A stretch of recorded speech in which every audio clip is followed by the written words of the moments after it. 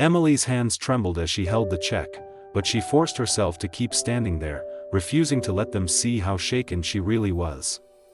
Inside, a storm raged. She was tired, underpaid, and carrying responsibilities far heavier than the tray she'd been holding all day. She thought of her younger brother waiting at home, counting on her. She thought of all the sacrifices she'd made, the double shifts, the late nights, the early mornings, and how moments like this could make anyone feel small. Yet even with fear gripping her, a spark of courage pushed its way through. She quietly reminded herself that standing up wasn't about raising her voice, but about refusing to back down when something was clearly wrong. These men had mocked her job and dismissed her value, but she knew her worth wasn't determined by their arrogance. Each breath she took was a silent battle between fear and strength, and she chose strength. Even if her voice wavered, she spoke again, gently but firmly, insisting they couldn't just walk away. It wasn't defiance, it was survival. Emily wasn't fighting for a bill, she was fighting for her self-respect. And courage, she realized, often feels the strongest when fear is loudest. Emily had already been on her feet for 6 long hours, her body aching and her mind foggy from exhaustion, when she approached the table of 3 sharply dressed men. She expected the usual routine, smiles, a quick payment, maybe even a polite nod. Instead, the moment she placed the check down, one of them sneered and asked if she really expected them to pay. His gold watch flashed under the lights, but his attitude shone even brighter, full of entitlement. Emily froze. She had dealt with difficult customers before, but something about these men felt different, heavier, almost threatening in their confidence. They leaned back in their chairs, whispering among themselves like it was all some kind of joke. Emily could feel her heartbeat pick up, a mix of fear and disbelief spreading through her. She tried to keep her voice steady, explaining politely that she could call the manager if there was a problem, hoping a simple solution would defuse the situation. But the men weren't interested in fairness, they wanted control.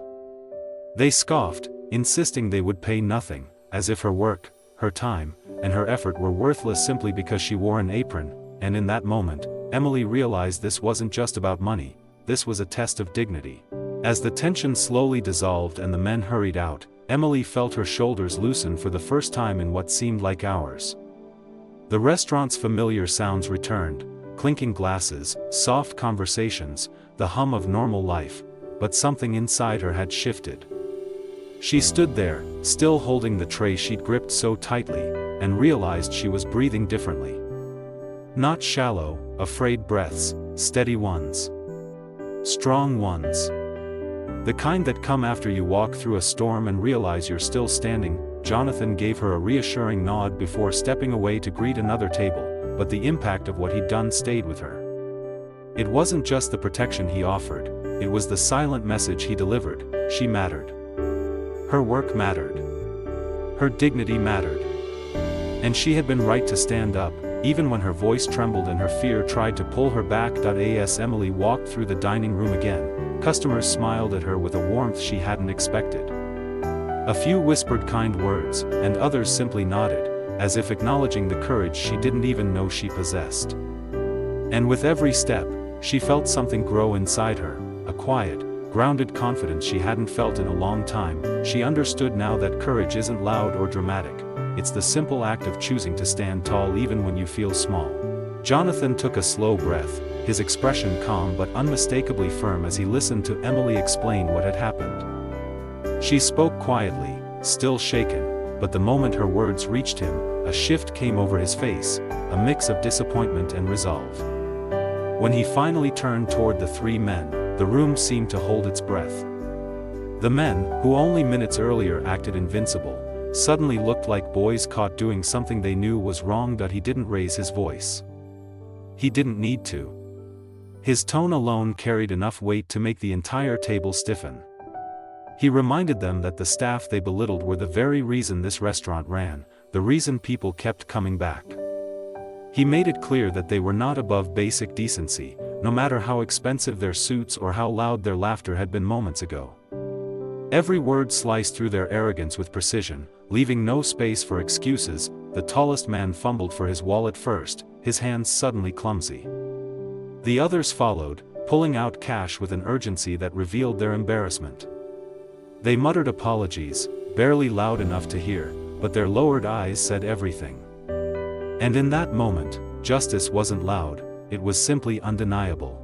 Just when Emily felt her resolve starting to thin, the restaurant door swung open with a soft chime that somehow cut through all the noise inside her mind. She glanced up, expecting another customer, but instead saw a figure whose presence instantly shifted the atmosphere. Jonathan Sullivan, the owner, the man whose name carried weight far beyond the walls of the Magnolia Bistro, walked in with a calm confidence that didn't need announcing.